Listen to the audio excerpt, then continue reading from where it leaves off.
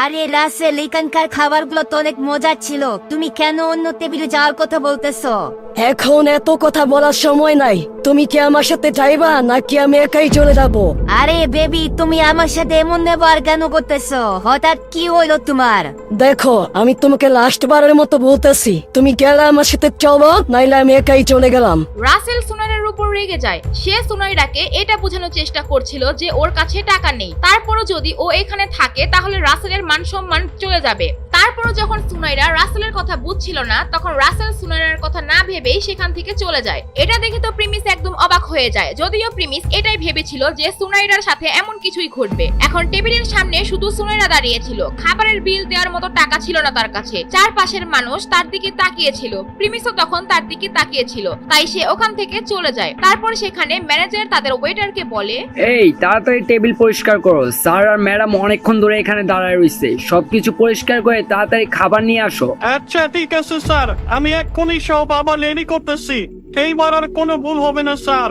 এর কিছুক্ষণ পর ওয়েটার আবার খুব সুন্দর করে টেবিল সাজিয়ে দেয়, আর সেখানে প্রিমিস আর পাখি বসে থাকে। তাদের দুইজনকে খাবার সার্ভ করার জন্য সেখানে দুইজন ওয়েটার দাঁড়িয়ে থাকে। এইদিকে এত বেইজ্জতি হওয়ার পরেও সুনাইরা আর রাসেল রেস্টুরেন্ট থেকে যায়নি। যদিও রাসেল সেখান থেকে চলে যেতে চেয়েছিল, কিন্তু সুনাইরা এত দামি রেস্টুরেন্টের খাবার ফেলে যেতে চায়নি, তাই তারা সেখানে থাকা 8 নাম্বার নরমাল টেবিলেই বসে। আর দূর থেকে সে প্রিমিস আর পাখিকে দেখতে থাকে। তারা দুইজন অনেক এনজয় করছিল। সুনাইরা তো বুঝতেই পারছে না প্রিমিসের মতো একটা গরিব ছেলে কিভাবে এত দামি রেস্টুরেন্টে দামি টেবিল বুক করতে পারে। এগুলো ভাবতে ভাবতে তার মুখ দিয়ে যেন খাবারই ঢুকছে না। এইদিকে পাখিরও ঠিক সেম অবস্থা। প্রিমিসের কাহিনী দেখে সেও আশ্চর্য হয়ে গিয়েছে। পাখির বিশ্বাসই হচ্ছিল না যে প্রিমিসের মতো একটা ছেলে এত দামি টেবিলে কিভাবে অর্ডার করতে পারে। আরে পাখি, কি হয়েছে তোমার? খাইতেছো না কেন? এখনো ভয় পাইতেছো নাকি? আচ্ছা প্রিমিস, তুমি এই টেবিল গুলা কিভাবে বুক করলা? আমার তো এখনো বিশ্বাস হচ্ছে না, মনে হচ্ছে আমি স্বপ্ন দেখতেছি। কিভাবে করলাম মানে? আমি টেবিল বুক করছি, তুমি তো দেখলাই, ম্যানেজারকে মেসেজ দেখাইলাম। হ্যাঁ, সেটাই তো দেখলাম, কিন্তু এত দামি টেবিল কিভাবে বুক করলা? তখন ম্যানেজার বলতেছিল এই টেবিলের দাম নাকি 35,000 টাকা। প্রিমিস, তুমি সত্যি করে বলো, তুমি এই টেবিল কিভাবে বুক করলা? আরে পাখি চিল, তুমি খাবার খাও, এত চিন্তা করা লাগবে না। আমি তোমাকে বলছিলাম না, তোমাকে আমি অপমান হইতে দিব না। সবই ঠিক আছে, কিন্তু তুমি আমার জন্য এত টাকা নষ্ট করলা, সেটা আমি মেনে নিতে পারতাছি না। তুমি আমাকে সত্যটা বলো, না হলে কিন্তু আমি এখন এখান থেকে চলে যাব। প্রিমিস দেখছিল এইবার পাখি অনেক সিরিয়াস হয়ে গিয়েছে। পাখিকে সত্যিটা না বললে সে সত্যি এখান থেকে চলে যাবে, কিন্তু প্রিমিসের ভয় লাগছিল যদি পাখিকে সত্যিটা বলে দেয় তাহলে তাদের মধ্যে যে বন্ধুত্বটা আছে সেখানে দূরত্ব বেড়ে যাবে। প্রিমিস এখন কি করবে? পাখিকে কি সে সত্যি কথা বলে দিবে নাকি মিথ্যা কিছু বানিয়ে বলবে? আপনাদের কি মনে হচ্ছে এখনই কমেন্ট করে জানান। তুমি তো কিছুই বলতেছো না, থাকো প্রিমিস, আমি চলে গেলাম। আরে দাঁড়াও, আমি বলতেছি। দেখো আসলে কি হয়েছে, আমি কিছুদিন আগে একটা লটারি পাইছিলাম, তাও আবার 5 লাখ টাকা। তুমি এটা আবার কাউকে বইলো না, আমি এই টাকার ভরসায় তোমাকে এইখানে নিয়ে আসছি। তুমি সত্যি লটারি পাইছো? আরে হ্যাঁ রে বাবা, আমি কি পাগল নাকি যে এত বড় একটা রেস্টুরেন্টে তোমাকে নিয়ে আসবো, তাও টাকা ছাড়া? তুমি তো জানোই আমার অবস্থা কেমন। এই লটারিটা পাইছি বলে তোমাকে এখানে নিয়ে আসছি। প্রিমিস শোনো, তুমি তো তোমার অবস্থা জানো, তাহলে আমাকে এত দামি রেস্টুরেন্টে কেন নিয়ে আসলি? তোমার লটারি 5 লাখ টাকা পাইছো, 5 কোটি টাকা তো আর পাও নাই যে এত টাকা আমার জন্য নষ্ট করলা। আরে এত দামি কই, আর একটুখানি তো এনজয় করতেই হয়, তাই না? হেই গাইস, আপনারা যারা ফ্রি ফায়ার খেলেন and Free Fire diamond drop করেন, তারা যদি ডায়মন্ড ড্রপ করতে চান, আমার এক ফ্রেন্ড আছে 100% ট্রাস্টেড এন্ড কম দামে নিতে পারবেন। তোর হোয়াটসঅ্যাপ নাম্বার আমি দিয়ে দিলাম, যাদের ডায়মন্ড লাগে তারা স্ক্রিনশট মেরে রাখেন, ওকে মেসেজ দিয়েন। ঠিক আছে, কিন্তু তোমার এইভাবে এত টাকা উড়ানোর দরকার ছিল না। তুমি শুধু এক বেলা খাওয়ার জন্য 35,000 টাকা নষ্ট করে ফেলছো। আরে ঠিক আছে, টাকা পয়সা আর কি, আজ আছে কাল নাই। তবে তুমি তো আমার খুব ভালো একজন বন্ধু, আর আমার কাছে আমার বন্ধুরাই সব। যদিও আমি তোমাকে এই রেস্টুরেন্টে নিয়ে আসবো সেটা আগেই বলেছিলাম।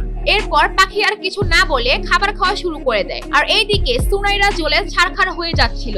যখন প্রিমিসদের খাবার খাওয়া শেষ হয়ে যায়, তারা দুইজন রেস্টুরেন্ট থেকে বের হয়ে সোজা তাদের হোস্টেলে চলে যায়। এইদিকে সুনাইরা আর রাসেল প্রিমিসদের বের হওয়ার 30 মিনিট আগেই রেস্টুরেন্ট থেকে চলে যায়। প্রিমিস যখন তার বাসায় এসে পড়ে তখন সে এসেই খাটে শুয়ে পড়ে, আর শোয়ার পরই তার মাথায় রেস্টুরেন্টের ঘটে যাওয়া কথাগুলো মনে পড়ছিল। তার অনেক সুনাইরার কথা মনে পড়ছিল, যদিও আজ তার সুনাইরার কথা মনে পড়ে মুখে হাসি চলে আসে। আজ তো এটা শুরু ছিল সোনাইরা। আজকের পর থেকে যদি তুমি আমাকে ডিস্টার্ব করার চেষ্টা করো তাহলে তোমাকে আমি ঠিক এইভাবেই জবাব দিব যেটা তোমাকে আজকে আমি দিছিলাম। প্রিমিস এইগুলা তার মনে মনে বলছিল, আর এইদিকে সুনাইরাও তার হোস্টেলে চলে আসে, আর সে এসে শুয়ে শুয়ে ভাবতে থাকে। প্রিমিস এত টাকা কোথায় পেল? প্রিমিস কি বড়লোক হয়ে গেল নাকি? আর নাকি ও আগে থেকে বড়লোক ছিল আর আমার সাথে অভিনয় করতো? সুনাইরা এগুলা ভাবতে ভাবতে চিন্তা করে যে সে এইগুলা জানার জন্য পাখির কাছে যাবে এবং তাকে প্রিমিসের ব্যাপারে জিজ্ঞেস করবে। এরপর সে সাথে সাথে তার বিছানা থেকে উঠে পাখির কাছে যায় আর তাকে গিয়ে জিজ্ঞেস করে, আচ্ছা পাখি, আজকে যে তোমরা সান এন্ড মুন রেস্টুরেন্টে গেছিলা, সেখানে কি তুমি প্রিমিস নিয়ে গেছিলা নাকি প্রিমিস তোমারে নিয়ে গেছিল? প্রিমিস আমাকে নিয়ে গেছিল। কেন, কোনো সমস্যা? তোমার তো কোনো সমস্যা থাকার কথা না। আচ্ছা পাখি, প্রিমিস এত টাকা কোথায় পেল? সান এন্ড মুন রেস্টুরেন্টের মতো এত দামি জায়গায় এত টাকা খরচ করলো? তো কি হয়েছে? তোমার এতে সমস্যা কোথায়? তুমিও তো রাসেলের সাথে গিয়েছিলে। পাখি সাথে সাথে সুনাইরাকে জবাব দিয়ে দেয়। পাখি বুঝতে পারছিল সুনাইরা প্রিমিসকে নিয়ে চিন্তা করছে না, তার আসল উদ্দেশ্য হলো প্রিমিস এত টাকা কোথায় পেল। আরে পাখি, তুমি এগুলা কি বলতেছো? ঠিক আছে, আমার আর প্রিমিসের মধ্যে এখন তেমন কিছু নাই, তারপরও ওর জন্য আমার চিন্তা হয়। সুনাইরার আসল চেহারা পাখি বুঝে ফেলে। যদিও সুনাইরা আর পাখি খুব ভালো বন্ধু ছিল, প্রিমিসের সাথে ব্রেকআপ হওয়ার পরও তাদের মধ্যে বন্ধুত্ব ভালোই ছিল, কিন্তু এখন পাখি সুনাইরার আসল চেহারা দেখে ফেলেছে। পাখি বলো না, প্রিমিসের কাছে এত টাকা কোথায় থেকে আসছে? প্রিমিস তো লটারি পাইছি, তাও আবার 5 লাখ টাকার লটারি। কি 5 লাখ টাকা? এত টাকা লটারি পেয়ে গেছে?